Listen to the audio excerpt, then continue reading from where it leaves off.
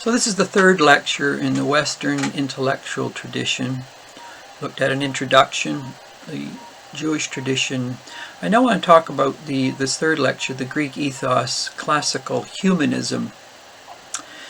There are various ways of looking at the classical Greek tradition. There has been one tradition in which it's the sunny world of brilliant intellectual thought, rationalism, philosophy at its noblest of best, architecture, Parthenon, the sublime figure of an Apollo. So it embodies the world of light, the world of insight, the world of wisdom that has been passed on, the world of reason and rationalism and science. And so it became, at one read of this tradition, a model or a portal for what became the modern world. And often elements of the modern world, when looking back into the Greek, they very much look at one element of that tradition, the sophisticated philosophy of a Plato, an Aristotle, the pre-Socratics. And so they focus on the philosophical tradition, whether pre-Plato or Aristotle, as I mentioned, the pre-Socratics, which were more metaphysical but not as much grounded in the political. That's one way. That's a portal into the cathedral of Greek thought. But there's far more to the Greek tradition than the philosophers, either pre-Socratic or Plato, Aristotle, or those who followed in terms of the Hellenistic tradition. There's the literary tradition that we'll find in Homer, his Iliad, the Odyssey, Hesiod. In fact, the creation narratives of Hesiod would be interesting to compare, contrast with the Western tradition of Genesis. So there's this rich literary tradition in Greek history that people more from a literary perspective rather than a philosophical perspective will often be more focused on. You can also move then into the tradition that follows in a literary heritage, the tragedians, Aeschylus, Euripides, Sophocles, in which there is this history of the Greeks of looking at the dark side of life, that the human tendency is often comedic. We want to see it within the Greek heritage, this notion that challenges do come our way. Difficult things come our way. Betrayals are a part of life. Innocent people often die. Aggressive people are often successful. And so it explores, and the life cannot be reduced to a Walt Disney story that there's the struggle. If people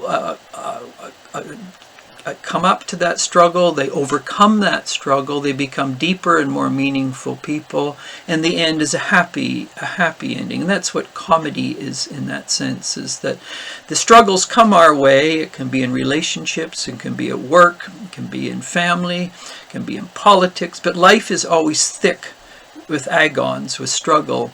And depending on what a person does with that, they become deeper people, wiser people, more substantive people, or they shrink as humans in that sense. But there's no guarantee that the end will be good. That's what tragedy is about. And the tension in the Greeks between comedy, the end will always be good. There's always the agon, there's always the struggle, there's always the issue that has to be faced again and again in the human journey. But for a comedic ending, the struggle is overcome and the ending is good. There's harmony, there's unity. The tragic position is that, yes, you can face the challenges, the big issues, but there's no guarantee the end of the story is going to be, as I mentioned, a Walt Disney one.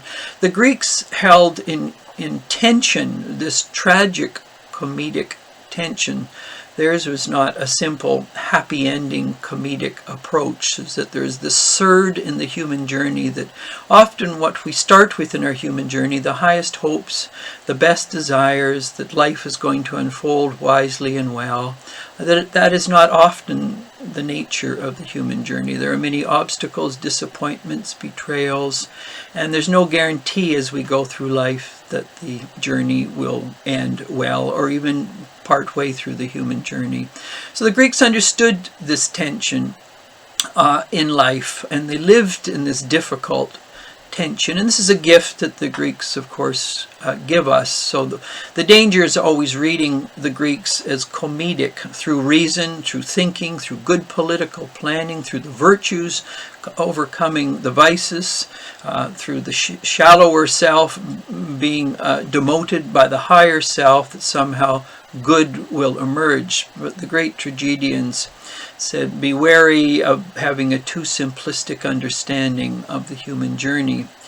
And so that literary tradition from Homer, particularly as it passes through the Greek tragedians, is very important to understand that tension, so that people don't have a naively sunny view of life, and when they hit the hard issues of life where things don't work out, they feel betrayed, that life is not treating them as it ought.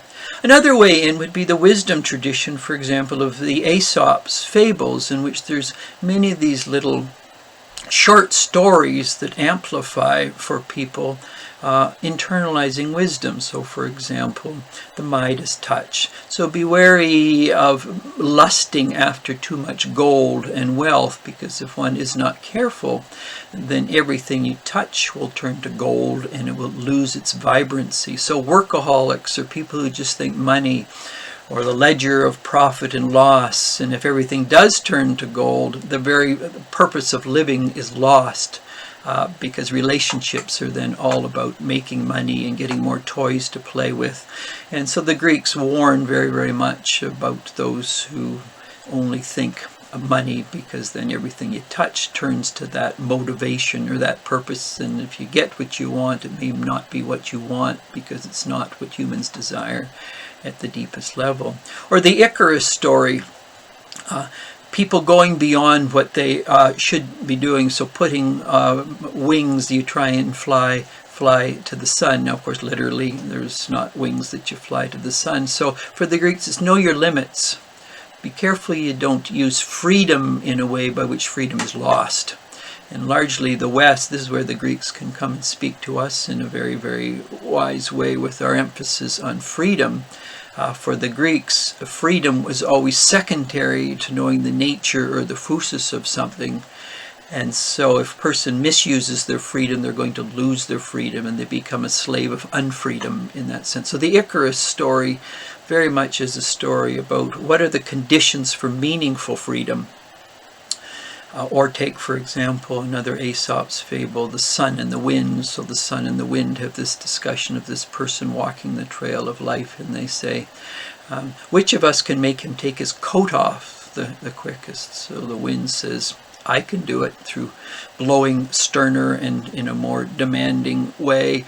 Eventually, I'll blow his coat off him. So this is much more the aggressive, the forceful approach to getting what you want from another person, intimidating them, manipulating them through the winds of aggression.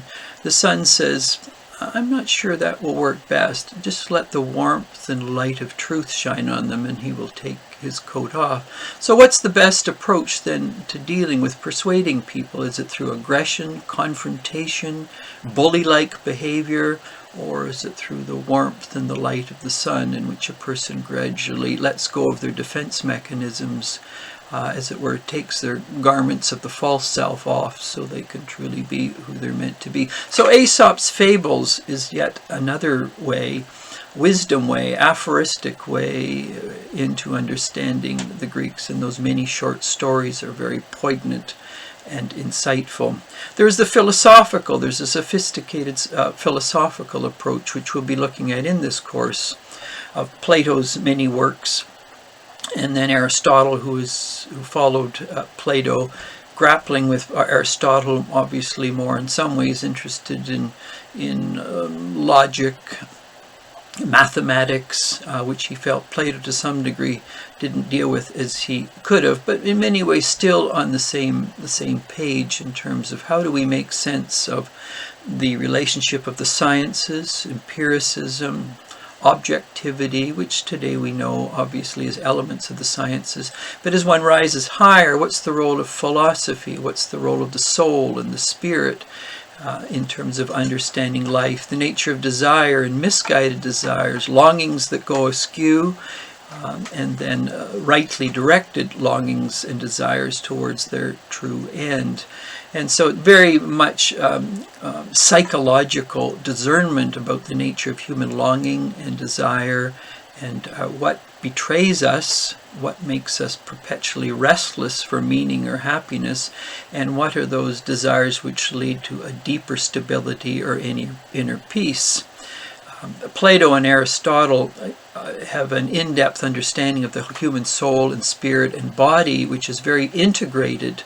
Sometimes people turn to the Greeks and they say, well, they're dualists. It's about spirit versus matter. That's just a terrible read. I mean, that's Gnosticism. Certainly the sophisticated Greeks never thought that way at all. They were too bright for that. And so people like Plato and Aristotle offer an understanding of philosophy at its best. And philosophy coming from then philia, one of the 4 Greek words for love, and wisdom. So what holds friendship? Friendship was very important to the Greeks. And what holds friends together over the long haul? There are obviously relationships which people are temporarily held together by some temporary issue. It can be work, it can be a sports event. There's a variety of things. But once the sports event is over, once the put in decades of work somewhere, what holds a person together over the long haul beyond transient interests? Well, it's asking the bigger questions of what is wisdom, not just knowledge or just not work or just not making money, but what does it mean to live a wise life? So philosophy in the Greek sense was not about dissecting ideas or playing a chessboard game with analyzing ideas. It was about transformation into wisdom and the longing for wisdom versus information or the Midas touch. And that's what holds philia. It's one of the 4 Greek words for love. Philosophia is about friendships are the most important things in life for the Greeks. And what holds meaningful friendships together? It's the love of wisdom and that journey of friends together, men and women in the quest to be drawn into the evocative nature of wisdom, and then higher than that, love itself, which you'll find in Plato's Symposium or Phaedrus. Also say, for example, the role of the contemplative in the active life. So Aristotle, for example, in his Nicomachean Ethics, you go through the virtues, the vices, then friendships, 8 and 9, books 8 and 9, then contemplation. An age such of ours, the West, which is so driven and so busy, in which people in one sense are addicted to a frantic, busy, driven lifestyle, and they become addicted to it. The classical Greek tradition said, no, it's by slowing down, being still, listening to something much deeper within, by which identity is then known and our nature is understood properly. But that only comes through quietness and stillness and silence, not through a hyper uber drivenness in which people think they're free, but they're just victims of their own cultural, social identity drivenness in that sense. So the Greeks offer both a way of understanding friendship, but the vita contemplativa is the roots out of which the trunk and the fruit of the vita activa it comes. We have so reversed this in the modern world, certainly over the last 500 years. And so when people see the Greeks as all about reason and rationalism and logic and science, they miss this whole element of the contemplative understanding of the Greeks. There's also another way, obviously, into understanding the Greeks. They're historians. The Greeks are very interested in the nature, the great themes of history and how they repeat themselves. So there's Herodotus and Thucydides, and how a people, not only individuals, but communities, but large collections of people, decisions made for virtue or towards goodness lead in a certain direction. If a person moves in a community, moves in the direction of power and violence and seeing others as the enemy, what's going to be the implications of that in this case for their city-states? And so if one enters the Greek tradition through the parabolic nature of Thucydides and Herodotus, there are great stories that have perennial relevance in that sense. The Greek understanding of education, which made a distinction between techne and paideia, which is foundational to their understanding of good citizenship or the humanities. So education in that sense, there is education as technique. A person learns a technical skill, how to be a carpenter, how to be a farmer, how to be a shepherd, how to be a doctor, how to be a lawyer. These are just technical skills, how to be a nurse, how to be a pilot in our times. People often think if a person learns those skills or technique, they're educated. Also, that's not a mark of the great classical humanities of education. That's just a person who has mastered a skill, and then they can barter, truck, and trade their skill in the public world. Some get paid higher, some less, depending on the implications of those skills. But for a Greek, that's not education. That's just a person has some technical skills that they can use in the polis. Paideia, on the other hand, like philosophy, was about learning what it means to live a wise life. And so within this classical form of education, there were not large classrooms like you get in our modern universities, which is really just a information factor for selling knowledge and skills.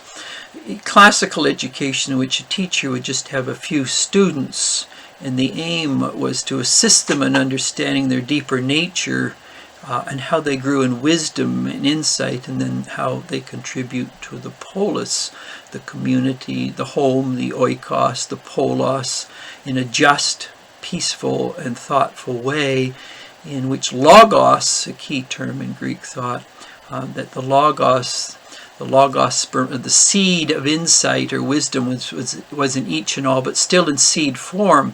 And this is why people needed one another to hear from one another, because we were all finite, fallible, and imperfect.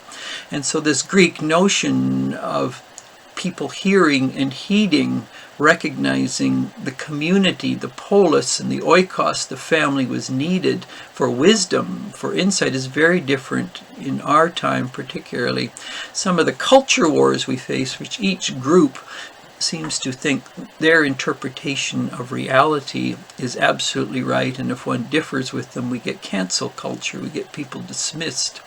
Also different from the much more thoughtful, engaged understanding of the Greek tradition that says, be wary of arrogance or hubris, or thinking that any of us have the final word on difficult issues of justice and peace and environmental issues and relational issues, but learning to hear and to heed the logos within, the living presence within, that is always attempting to emerge from the womb, or it's, as it were, sometimes it's used as the bird in a cage or the skin of a seed trying to break through.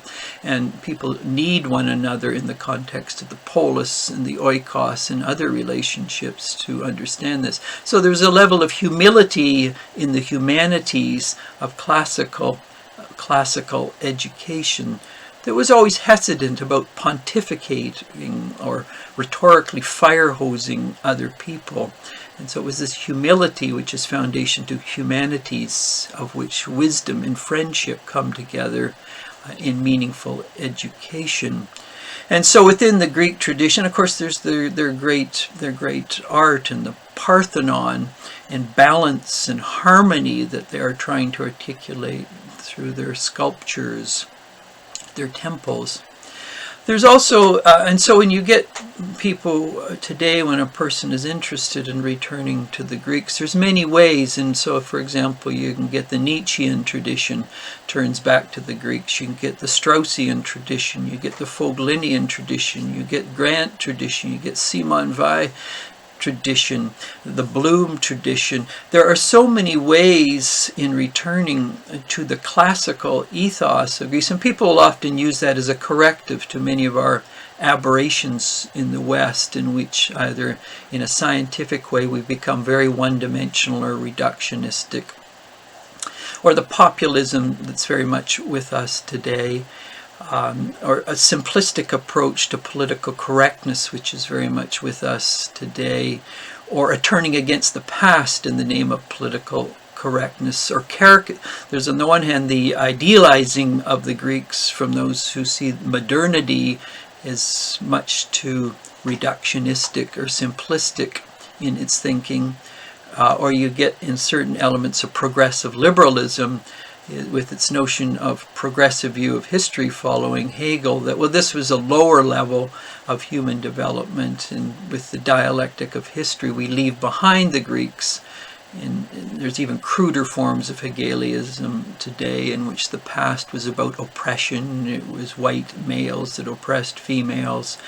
Usually people who come up with these sorts of conclusions, if you ask them how well they know the Greeks or the language, classical Greek, or the broad literature of the Greeks, they usually have not much more than a kindergarten understanding of classical thought. And when pressed to actually discuss in some meaningfully educated way what they think of Plato or Aristotle or Hesiod or Aeschylus or Herodotus or Thucydid, they go blank. And so sadly, a lot of modern education has played a significant role in undermining meaningful education about classical thought. And this is somewhat tragic, because then students who want to get a sense of the ancient markings or cairns in a world in which the center has been lost and all the markings and cairns are gone, they're basically told the past can contribute nothing other than a series of misdirections on the trail. And so best to heed the catechism of modern liberalism when it comes to identity issues or hot button issues in the social wars. So there's a whole cultural resistance amongst many today against the classical past, and it's usually done through caricaturing it. So when we look in this course, the Jewish tradition, when we look at the Greek tradition, we want to get it in its complex nature, not some simplified, caricatured little one-liners taken out of context that are supposed to lead to a dismissal of the grandeur of Greek humanism. Remember, humanism is about the fullness of what it means to be human and all the tensions and challenges and struggles that are a part of that. And so the Greeks understood those large issues of the darkness of the human journey, the longings of the human journey, the hope and desires of moving towards the light, but the tensions and the temptations which are a part of that, the role of women and men in that process. And so we want to explore all of those perennial themes that are as much with us today and will not go away, because they're part of the journey to meaning. And if people don't understand those myths and those stories, then they become bereft of guidance on the path of life in terms of which journeys lead to a deeper sense of centering and what just lead to restlessness, and sort of like a rabbit running in all sorts of directions, searching for meaning. And as soon as a person gets what they want, then they're restless again, or chasing one mirage after another through a series of tantalizing distractions. And of course, our culture specializes in selling distractions. That's the nature of a capitalist commodity culture. People are just hawkers of meaning. And so the Greeks, in their wisdom, realized, beware of what we say yes to or the baits we take, because we may take the wrong baits and then we'll be drawn into a shoreline which will betray, that will disappoint, that will lead to restlessness, and there'll be dragons there that can consume the soul. So the wisdom of the Greeks, whether it's philosophy, whether it's history, whether it's Aesop's fables, whether it's their theology, whether it's their complex mythological background, whether it's I didn't mention many of the mystery cults of ancient Greece, which have been articulated very well, almost as a counter to a sunny side of the Greeks, the optimistic, the rational. There's the dark side of the Greeks also, which has been explored certainly in the last few decades through the mystery cults, the illusion mysteries, the Osiris, the Dionysius, and where some of these can go. And so that highly rationalist read of the Greeks, which is very cognitive, very philosophical and logical and mathematical and scientific, the Greeks also explored the underbelly of the human soul, and what happens if we pick from the wrong fruit of human desire. Where does that lead in terms of people losing their soul? And so when we think of the Greeks, and in this course we'll be obviously looking at, we're going to be looking at Plato's Republic and maybe the Gorgias. But in doing so, Plato is just a scene in an act in classical humanist Greek thought. And it's very important as we enter this complex world of classical humanist Greek thought and action. I could also mention, obviously, the politics and the key political thinkers like Pericles and later on Demosthenes and many like this, that have set the stage for what we understand as democracy. And obviously it was an imperfect democracy in that time. And how did they understand democracy, the rule, kratia of the demos, and their understanding the difference between aristocracy, meritocracy, democracy, in a much more sophisticated way than we understand aristocracy. For them, aristocracy was about not the rule of people born to certain birth and breeding, but aris coming from arete, meaning the rule of the noble ones, those who had character, not just gifts and abilities, meritocracy, because we all know people who can be very gifted and skilled, but they don't have character, wisdom, and insight, and their gifts can be used in a powerful way, in a destructive way that leads to tragedy. This is why aristocracy for Plato, and to some degree for Aristotle, was the best rulers, people of character, and then the gifts were always secondary to the development of character. So this is just a brief overview of the classical humanist way